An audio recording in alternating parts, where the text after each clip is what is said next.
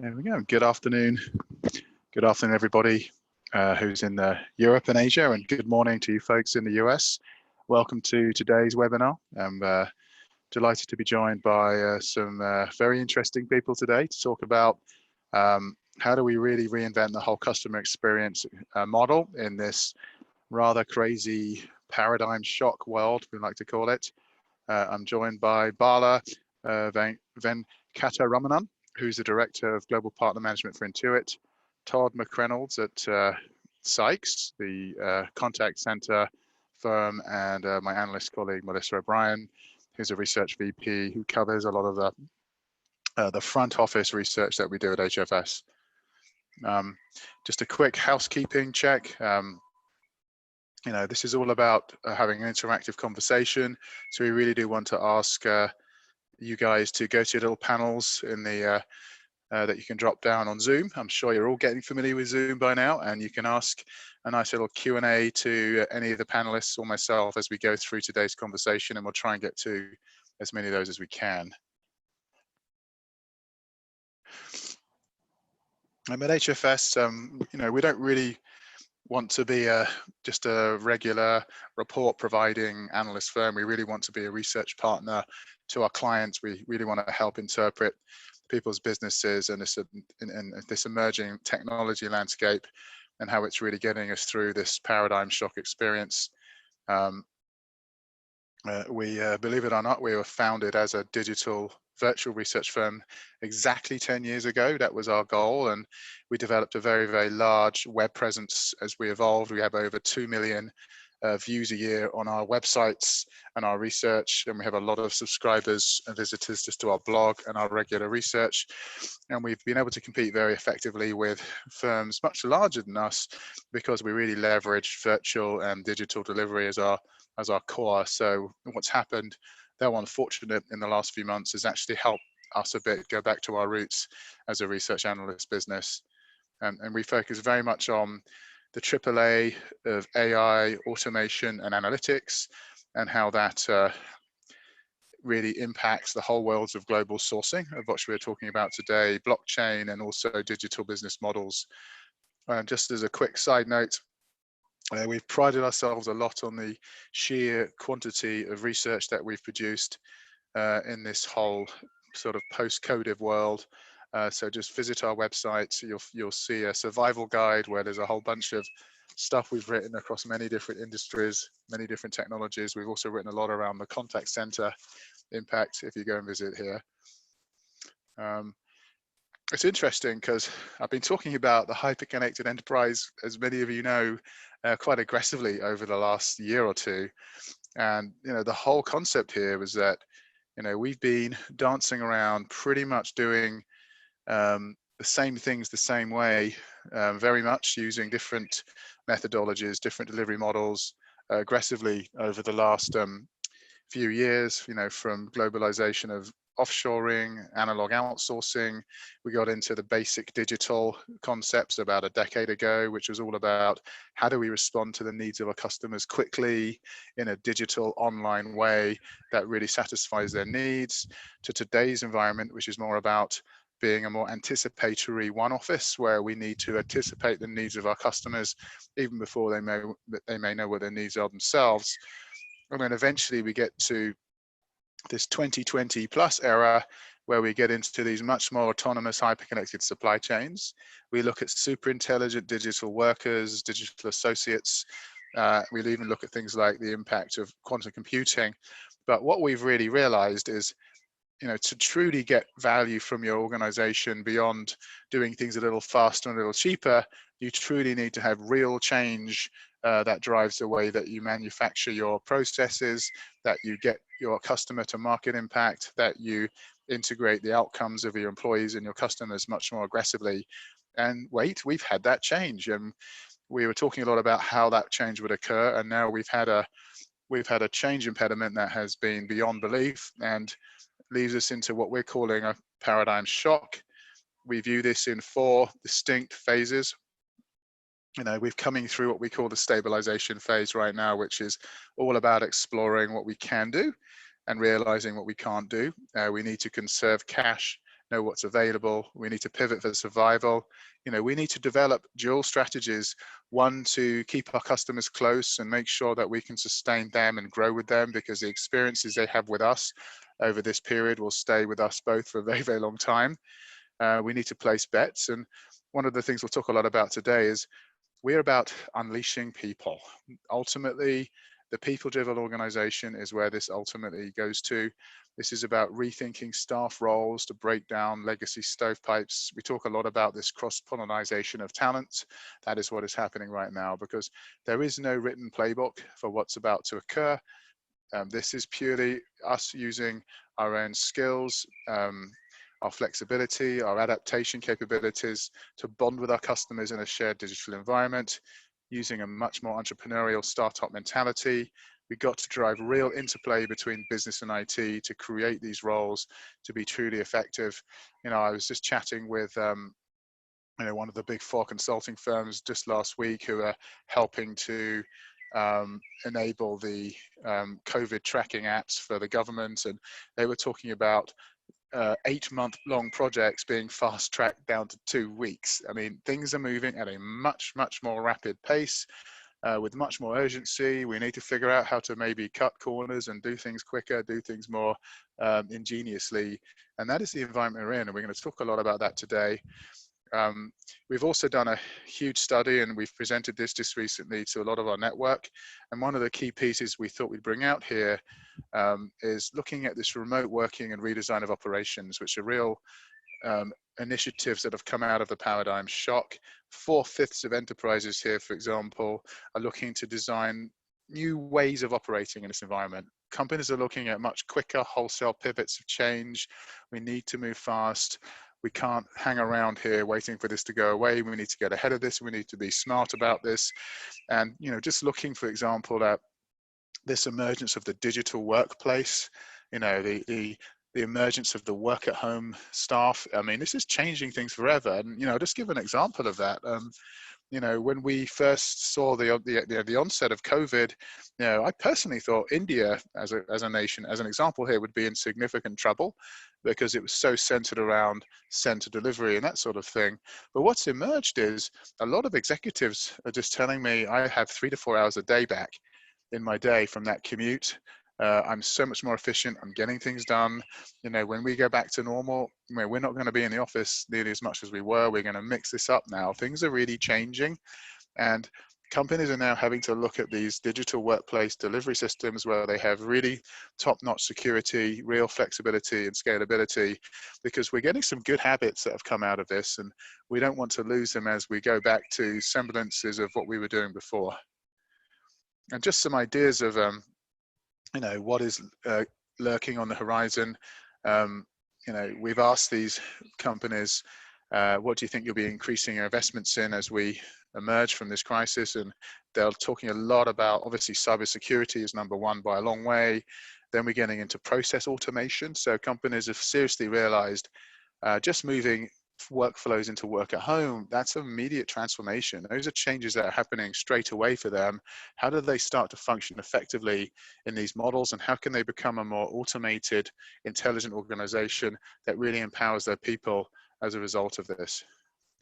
So I'm now going to hand off to Melissa O'Brien, who's going to talk a bit about the impact of customer experience and all of this. And is it really time for a reboot? Over to you, Melissa. All right, thanks, Bill. So I'd like to start with talking about sort of a view of reinventing customer experience, which puts people really at the heart, and employees and agents at the heart of optimizing customer experience and customer engagement within enterprises across industries.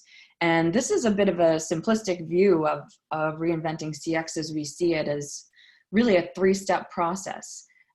You know, it's first all about eliminating interactions and work that are frustrating to people that don't actually need to be there, getting rid of the mundane work and the stupid work, if you will, because it can be eliminated based on efficiencies and things that we learn by taking a deeper look into our processes, not just in the front office, but in the things that support and drive interaction to contact centers and other customer experience, customer engagement touch points. And then there's the element of automation, which comes into play, where there's a lot of low-hanging fruit. There's a lot of really high volume, low value stuff that the interaction might be required, but can we do this in a more efficient way that's going to be more satisfactory to the customer, as well as save us as an enterprise time and money? And then the topic that we'll really get into today is around optimizing the people that end up taking the remainder, the bulk of those interactions once we've weeded out that mundane work. What's left is high value interactions that require human-like things such as empathy or data analysis, critical thinking skills. And so that's the stuff that's in an old contact center model, like someone reading off a script would be unprepared for. The world of customer engagement is, this is the spot where we're really unleashing people from rigid scripts. And this requires a reassessment of how we recruit people, how we train them, the partners we use to find those talent, to fill in the gaps, the tools we give them, and just the impact not just on our customers, but also the employees and the communities in which they live, which is going to be the topic of our discussion today as we get into Paula and Todd's discussion about prosperity hubs. Before we get there, I just want to share a couple of data points. So next slide, please. Sharing some data here. This viewpoint is really supported by data from enterprise leaders as they prepare to use automation more strategically within the business. So how they access talent is being reevaluated. And this is a survey that was done in pre-pandemic conditions. As you can see, 3/4 are looking at retraining and reskilling. And many are concerned with the lack of internal talent. So half here are looking to rely on their third-party service providers to find the right talent. And even less mature models like crowdsourcing, close to half are looking to leverage that type of model. So people had started thinking outside the box and understanding that digital transformation requires a reassessment of the way that their talent is accessed, and how to drive that. And one more data point I want to share on the next slide is that when people are looking at their own resources and the way that people are engaged within the business, it's not just a matter of looking at skills, but it's also looking at that culture and the motivation or lack thereof, perhaps sometimes, that people feel within organizations. So this particular data point we're showing here highlights the difference between top and bottom quartiles. So we looked at these trailblazers in orange here. They're actually further on their way to that one office and hyperconnected experience that Phil articulated earlier. And the stragglers were the bottom performers in terms of their journey toward those goals.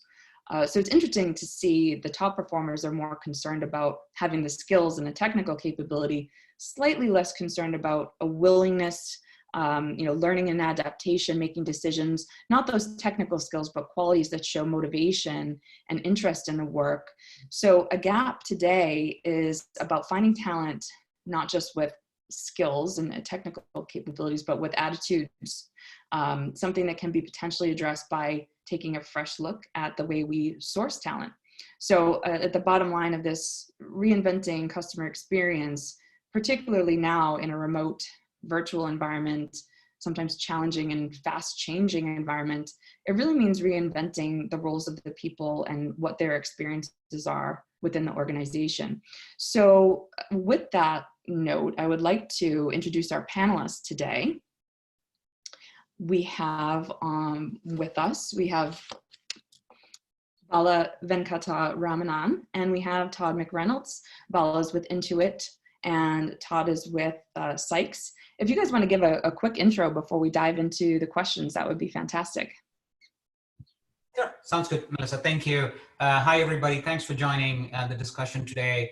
My name is Bala, and I'm based out of Tucson, Arizona, working for Intuit Customer Success, which is basically our customer service organization, and we outsource a very large part of our product support to partners like Sykes. We have more than 95% of our product support outsourced to partners through whom we source about 20,000 plus customer service experts on an annual basis.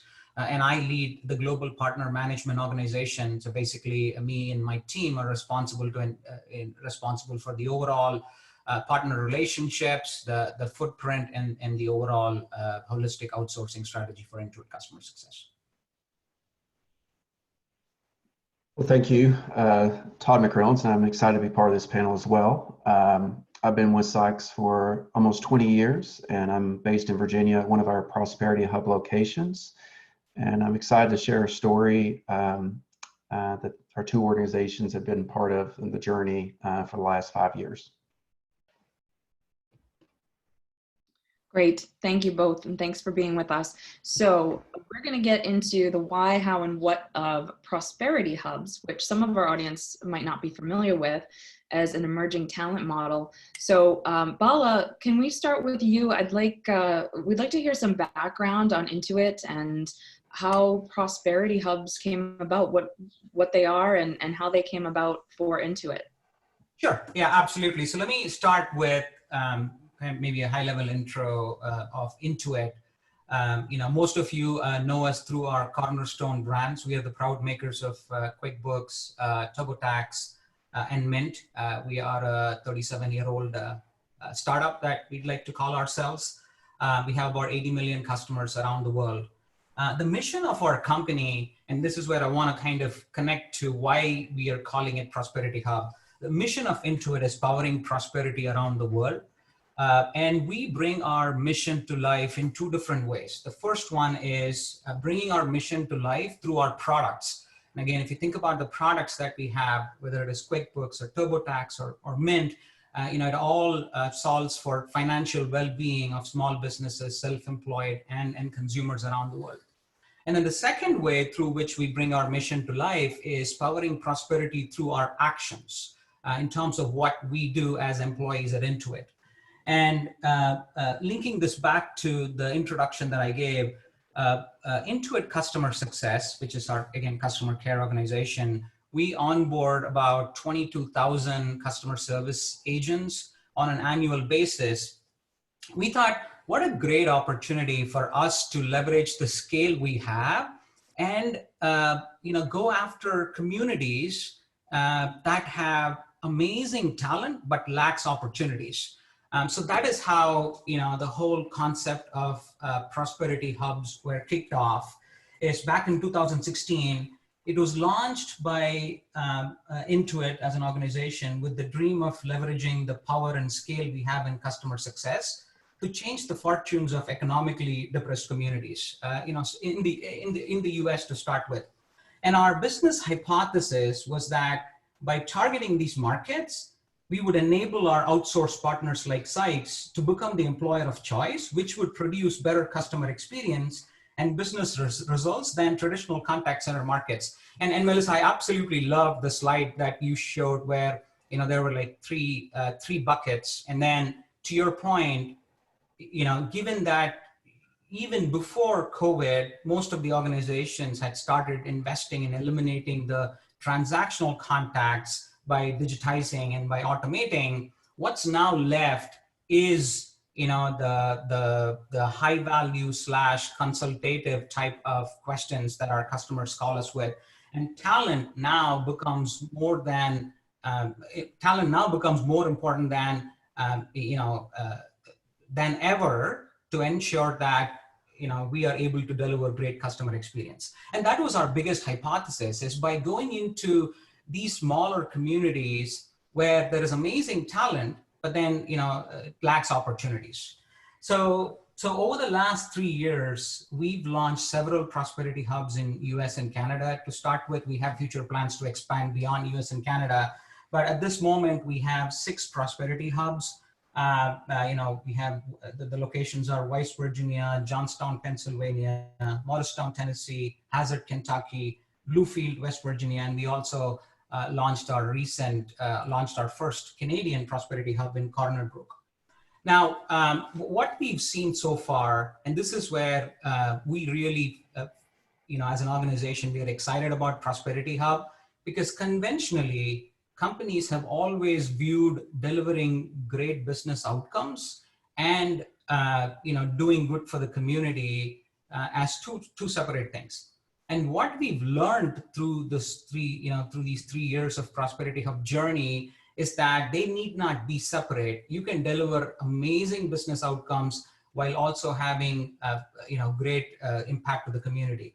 So we actually view the Prosperity Hub impact in 3 different buckets. The first one is agent success. One of the biggest challenge that the BPO industry faces, especially in high-cost locations like US, Canada, UK, and Australia, is attrition. Now, by going into these smaller communities, we have reduced our agent attrition by more than 50%.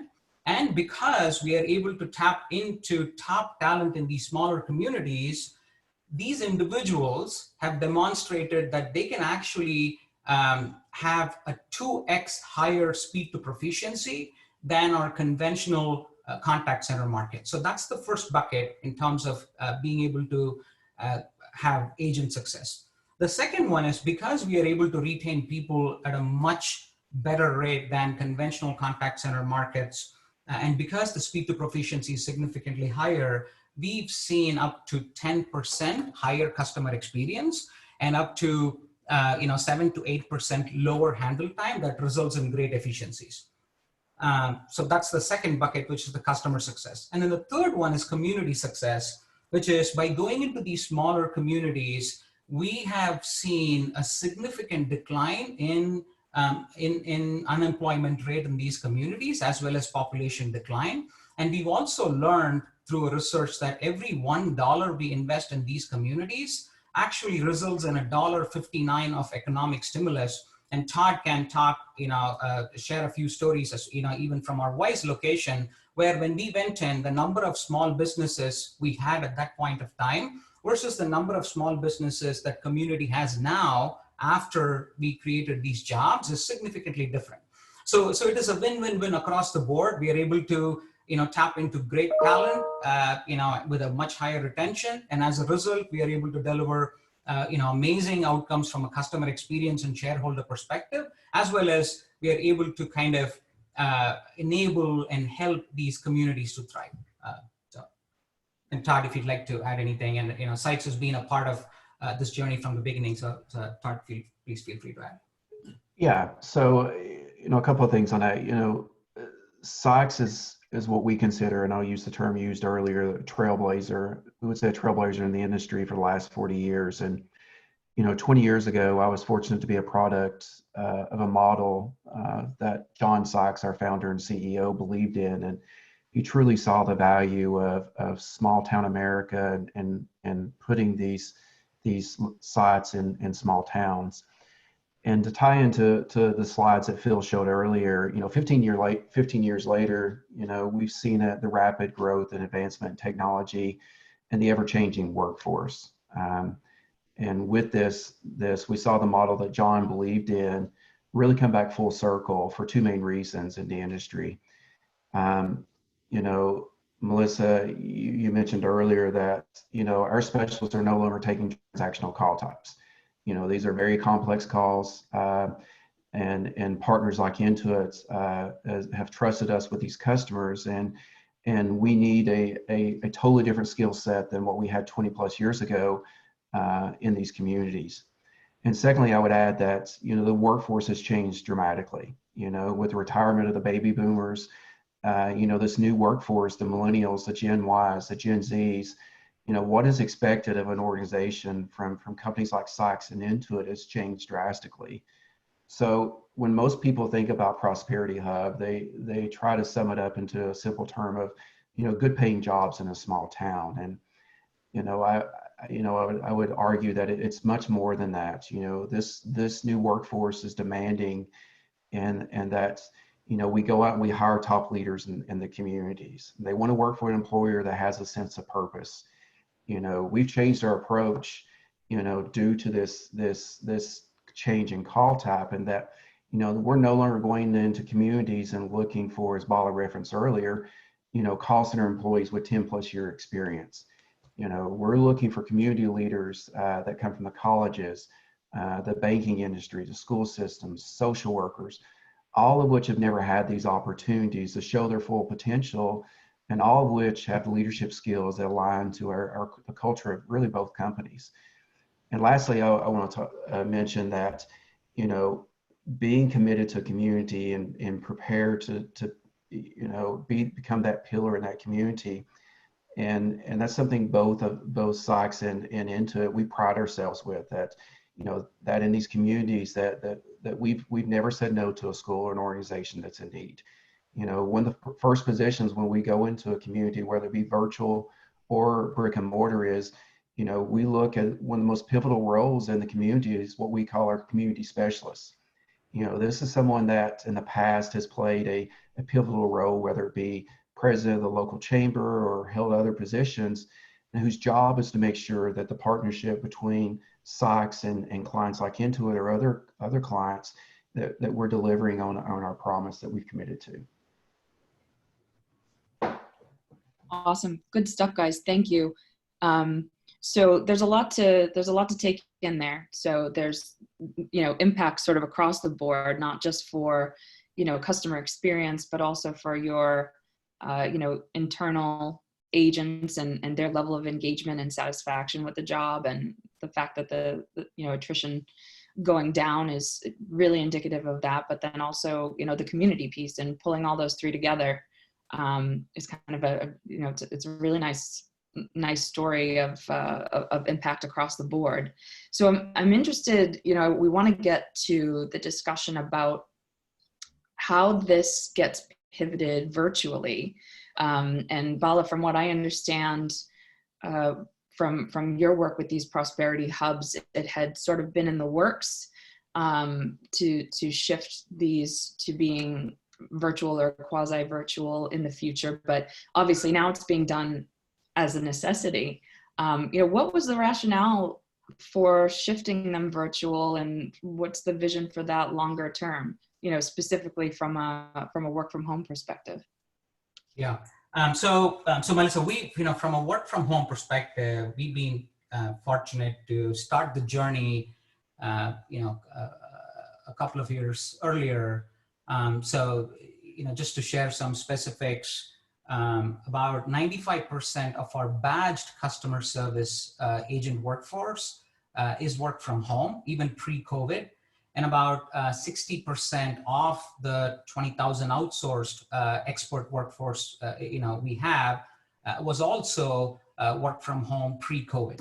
And we actually started, we declared virtualized workforce as a big priority for us in the customer service space a couple of years back because of three main reasons. The first one is, and again, if you think about the workforce of the future, the current generation, more and more individuals prefer the flexibility of working from home, so that way they can balance between, their professional growth as well as personal needs.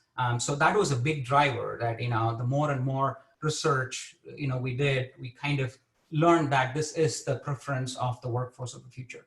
The second one is, we talked about attrition being low in Prosperity Hub communities. Well, that actually holds true even for the virtual workforce. When we compare the employee retention of the conventional brick and mortar sites versus work from home, there was a significant difference. And again, as a result of that, the customer experience delivered by the work from home part of our ecosystem was much higher than the conventional brick and mortar.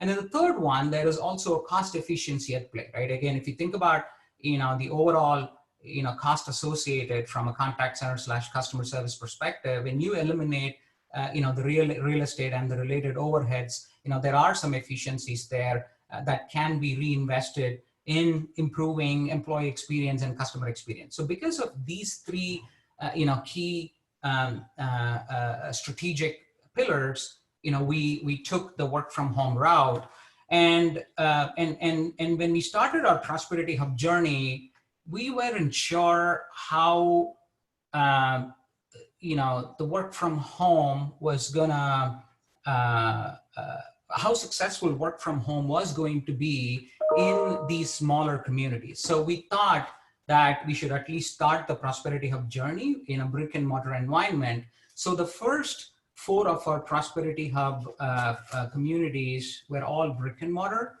And then, in parallel, like I said, over the last 2 years, we went through a significant learning journey in terms of understanding what does it take to be successful, to run a large customer service operations in a work from home environment. And we felt that, last year we felt that we got to a point where, we had a complete playbook established on how to, work with communities and run a successful Prosperity Hub, and also how to run large-scale virtual operation. So we thought it was time for us to combine both. So we decided that moving forward, we will not have any brick and mortar Prosperity Hubs, but we will continue to invest in communities of need, however, in a virtual environment. And the last 2 were one in Lawton, Oklahoma, and then the other Prosperity Hub in Canada that I referenced, both are in a virtual environment. Excellent. Thanks, Paula. Todd, I'd like to ask you to chime in on this one too. I mean, Sykes has been doing the work at home model for, I think, 20 plus years now. So what was your role in shifting some of these things to work from home? And what, how was Sykes able to use some of that expertise, particularly over the last few weeks? Absolutely, Melissa. As you referenced, we really consider ourselves one of the early pioneers in the work at home industry. And in 2012, our CEO, Chuck Sykes, who really is a visionary leader, believed in the at home model, and we acquired Alpine Access, which at that time was well known as one of the leaders in the work at home space. And through the years since that acquisition, we've stayed committed to this model. And what that allowed was, when COVID-19 hit us, the transition to at home was not a fire drill. We perfected our processes and not only done this in the US, but globally. And it allowed us to, make this transition quickly and put our employees at the center of attention. I'll use this example, the 3 Intuit Prosperity Hubs. We could see the way this virus was progressing and the pandemic. And, we literally made a decision on a Friday that we were going to move the workforce. And within a moment's notice, over that weekend, we moved 95%, 3 locations, to a virtual environment. So, the partnership between Sykes at Home and our brick and mortar locations allowed us to make this transition. And it really allowed us to run our business as usual from a recruiting standpoint, a training standpoint, et cetera. When you look at the Prosperity locations, even though you're in a virtual environment, our team is still on the grounds, in the communities. We're operating and showing our appreciation to responders. Talked about before all, we're supporting our small businesses with the partnership of Intuit and making sure that the less fortunate are still cared for in these communities. Just because you're in a permanent virtual or a temporary virtual environment, that doesn't mean that you can't leave a mark in the community. I would argue that times like this, you have the opportunity to step up and even more really show the power of the partnerships from organizations like Sykes and Intuit and the difference we can make in these locations. Awesome.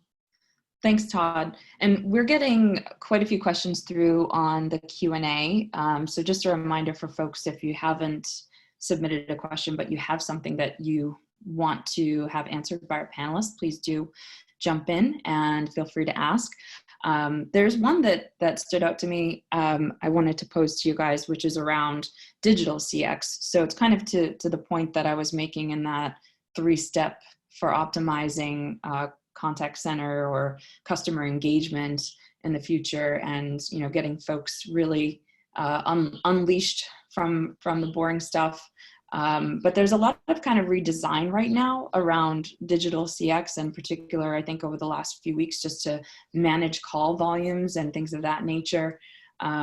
Just wondering if one or both of you want to chime in terms of how, typical customer experience, whether it's in a Prosperity Hub, virtual or brick and mortar, how that kind of coexists with some of that digital CX and how you see it maybe being impacted in the future.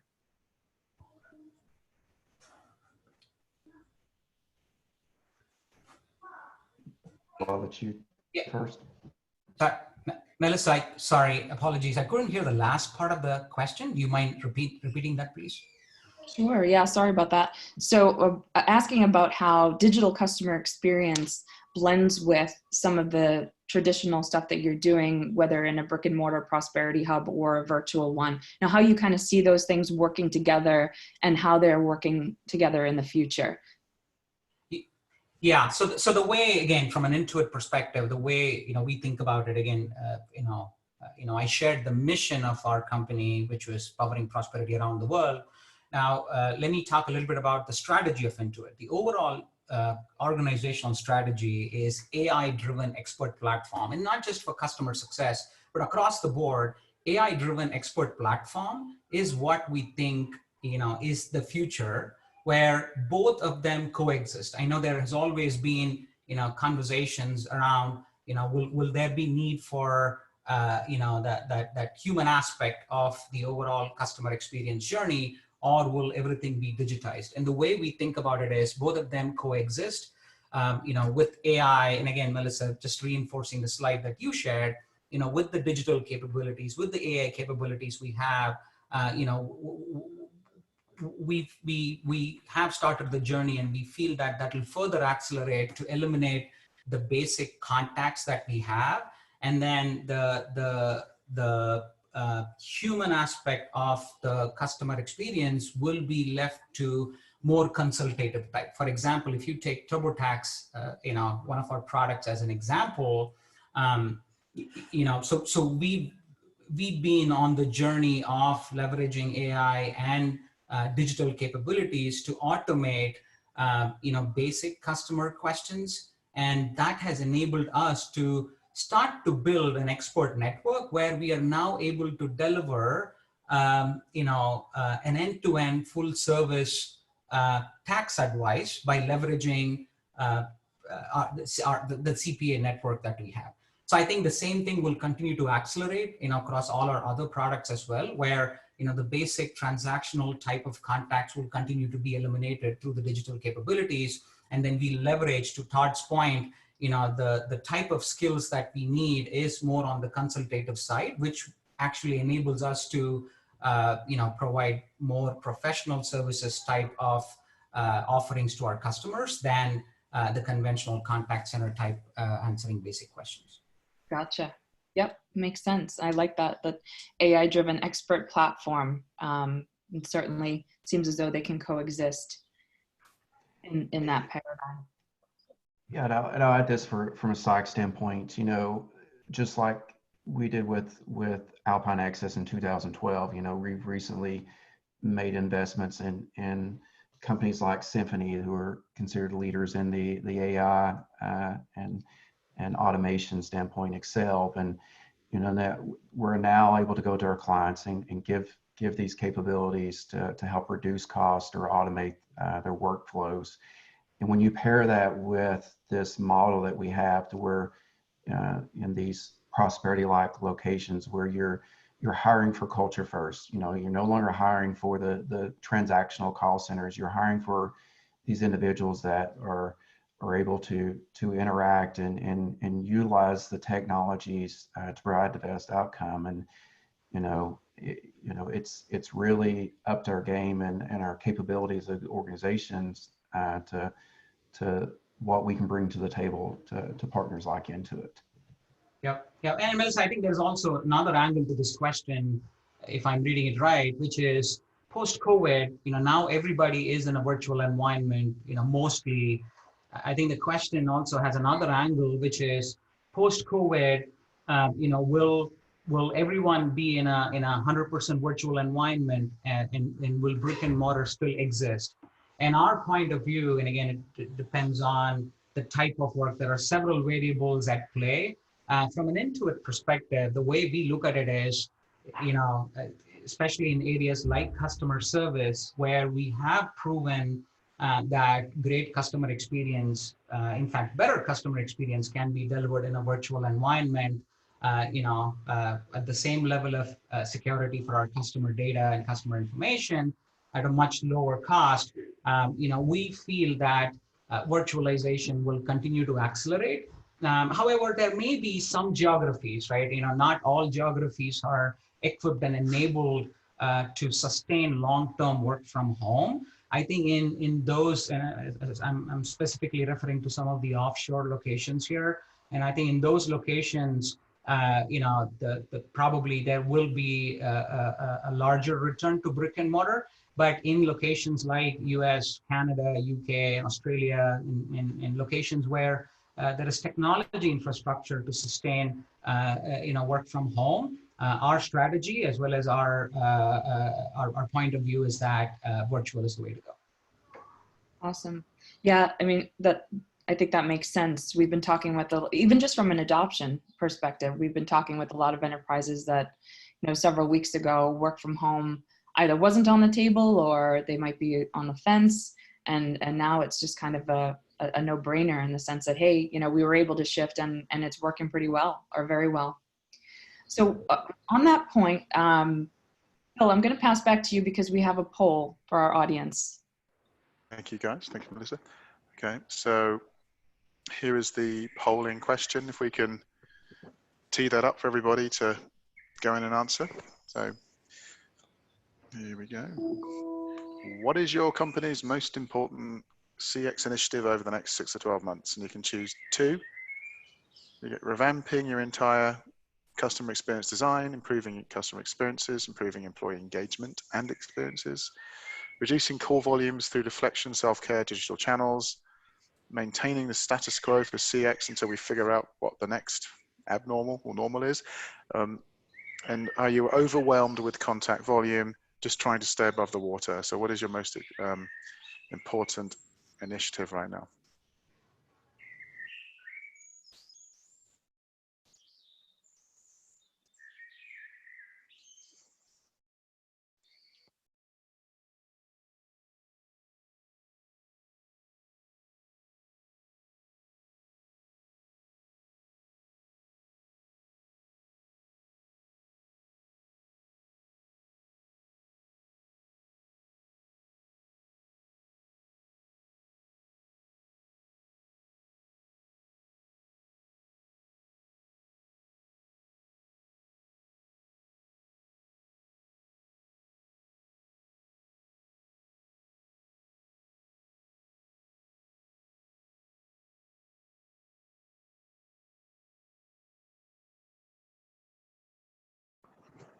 Okay, I think we should be ready to go with this if we can reveal the results. There we have it. Improving employee engagement and experiences. This is very interesting when we look at our one office model, and then close behind that is just improving customer experiences. So very interesting here that people are looking more at their employees to drive impact on their customers in this market. And maybe we can go to you, Vala. Does this surprise you at all? Was this what you were expecting? Yeah, no, not at all. And I have a rationale behind why that could be. Probably if this poll was conducted maybe pre-COVID, my assumption is probably reducing call volumes through deflection or improving customer experiences would have probably ranked the highest.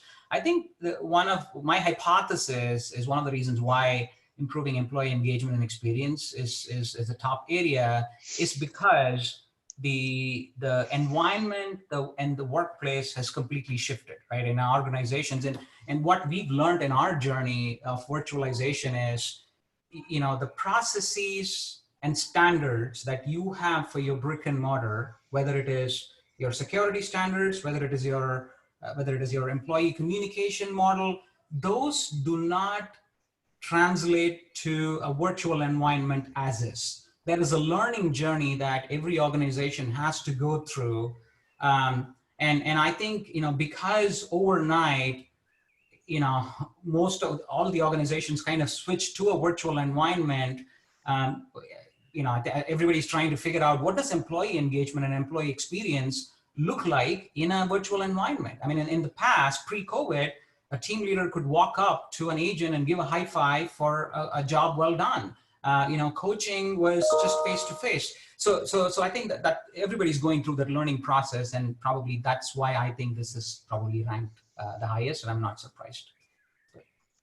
Yeah, interesting. I've also flashed up the one office experience model that we've been developing at HFS for the last 3 or 4 years, and we always took the attitude that you can't design CX without taking EX as a massive consideration for that. So having this duality of virtual model where customers and employees are both working in the same type of environment really does bring them together more. But I'm also a little surprised that people did go more for the employee right now than the customer. Todd, did this surprise you as well, or are you never surprised? No, and it's actually encouraging to see this from our psych standpoint, because when clients like Intuit come to us and ask us to deliver, and handle these complex issues, I think we have to ask ourselves the question, why would we not invest, whether it be virtual or brick and mortar, in a business model like what we've been talking about. We look at this as, do we all want to be, do we want to be an average business with standard sourcing, and making business decisions based on revenue alone and focus solely on the client success. And as we've talked about earlier, the Prosperity Hub model allows for everyone to win. As Bala mentioned, his triple win, we talk about our triple win is, our clients are succeeding through this great customer service. Our company is benefiting through the stability, as Bala mentioned earlier, and the performance of our great employees. And our communities are prospering, from the impacts, the commitments that both organizations are made together. So it's definitely encouraging to see this, and something we're excited about. Yeah, and especially when we look at what's happening in today's environment, I mean, what are these best practices in work from home that can be applied to these emerging talent models like Prosperity Hubs? I know, Melissa, as well, you had a perspective here you wanted to add. I think that a lot of organizations haven't had much experience with this, and they've done as well as they could to pivot over the last few weeks, and they've done an admirable job. But there are some organizations that have had really robust work from home, if you will, or models set up beforehand that have a lot of best practices in place already, which, not the least of which are employee engagement tools and remote training tools.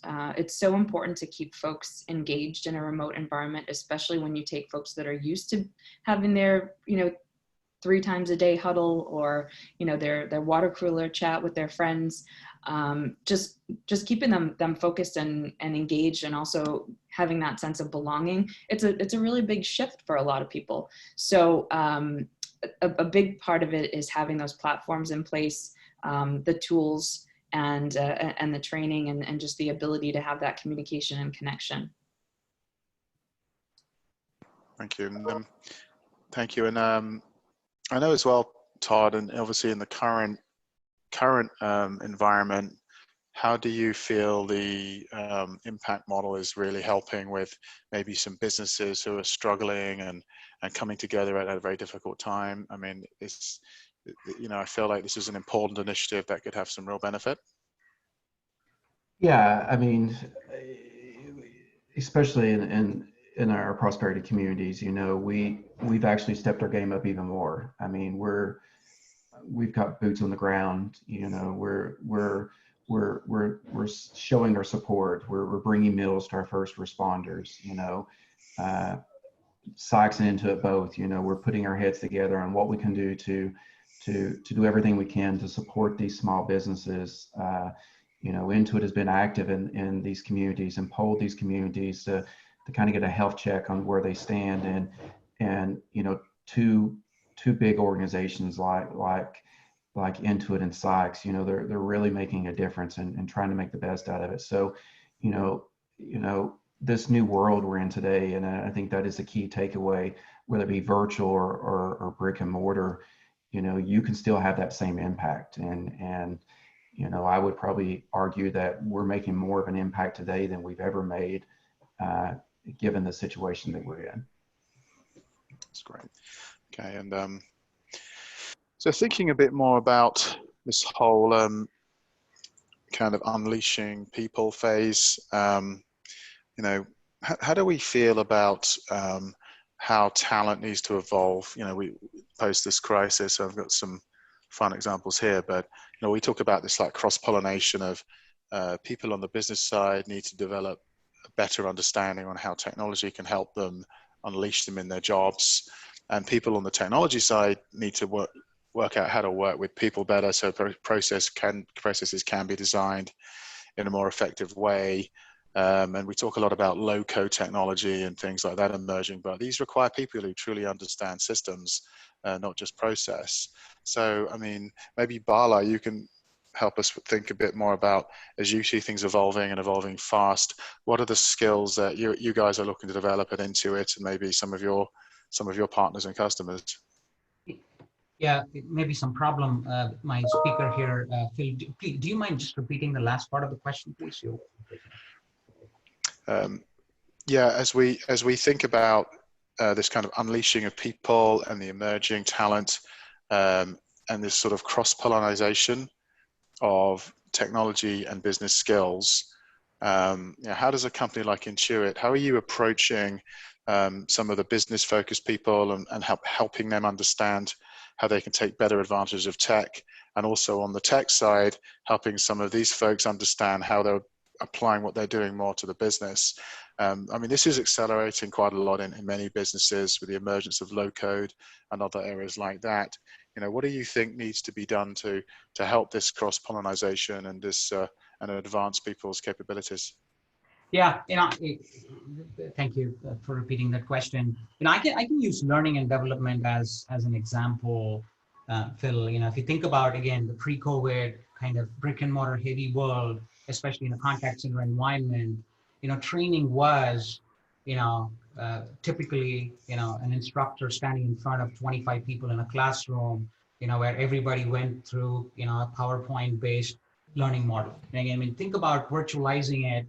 You know, it's not going to be the same. You know, it's going to be completely different. And what we've done is, you know, again, one of the biggest recipe for our virtualization success is being able to create an end-to-end virtual self-paced learning model where you still are getting the same value and case studies like a typical facilitator-led session, but it is in a more gamified technology-based L&D platform. So, you know, obviously that requires a slightly different mindset and a skill set. You know, when I was an agent, I was sitting in a classroom, people trained me, you know, and when you think about the skills required for an individual to learn the entire product, process, technology, tools without somebody assisting them, and just, you know, purely based on a self-paced learning requires a level of, you know, requires a slightly different level of aptitude to understand both technology and the product. So we feel that that is going to be a big thing that we will need to evaluate and assess individuals, is their ability to self-sustain on a day-to-day basis, both in terms of learning and also be able to execute. And then obviously on the technology side, you know, conventionally technology teams are focused on, you know, just the end product, and they haven't been totally connected to what an agent goes through on a day-to-day basis. So we've been working with our technology teams to be able to give them a view of what does an agent go through on a day-to-day basis? What are their struggles, and, you know, what type of work do they do, and what type of help they need, and how can we still continue to provide the same level of help in a virtual environment, and what happens when they don't get that level of experience. So it's more around educating our technology teams in terms of what an agent goes through on a day-to-day basis, so they have that empathy and an understanding to be able to design solutions that will help our agents in a complete virtual environment. That's great. Thank you, Bala. And what do you think then is next for the Prosperity Hub? What do you think can we expect to see emerging in the next few months? Yeah, I think so one, as I mentioned earlier, we've already started the journey of virtualizing prosperity hubs, and we will now continue to accelerate that journey. We declared as a company that that we will invest more in our prosperity hubs when it comes to sourcing for customer success. So as a result, we will be creating 1,000 more jobs in our existing prosperity hub communities, as well as new prosperity hub communities in the next 12 months. And then the second one is, I think this is where companies like Intuit and our industry peers have to really step up. These are situations where, the rural communities are more vulnerable to not just what we are going through, but the aftermath of COVID-19.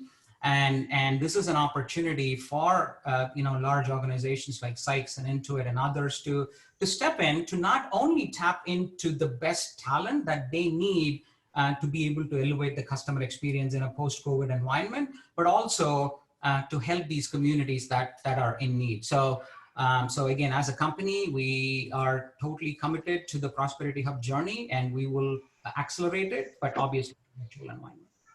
Thank you, Bala. I think I've got just enough time to squeeze in a question for Todd, and maybe Melissa has some views here as well. But what sectors in the industry are you seeing already, and do you think will take up the highest levels of transformation in CX in the coming months?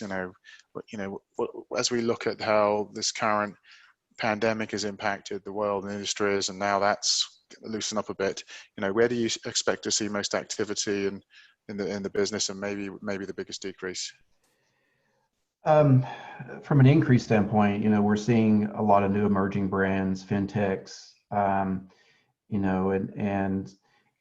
of the gates, the skill sets required, with this new technology or this new client is definitely,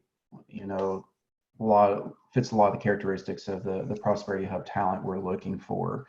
So, we continue to see this. We also see it in the healthcare industry, when we look at the kind of standardization of healthcare and these healthcare calls are very complex when we look at the medications and what's required and really trying to decide what's best for the consumer from a plan standpoint. It's not an easy task, and again, having these locations in towns like this that you have top talent, they have phenomenal people skills, they're very caring, and to come to work every day with a sense of purpose and want to feel like they've accomplished something, we really see that as being a big demand for this in the future.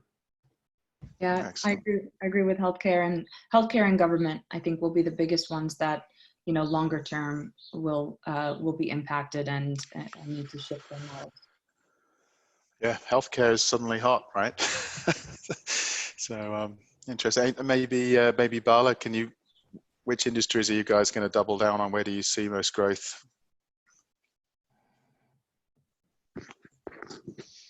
Okay, maybe he's on mute. All right, not to worry.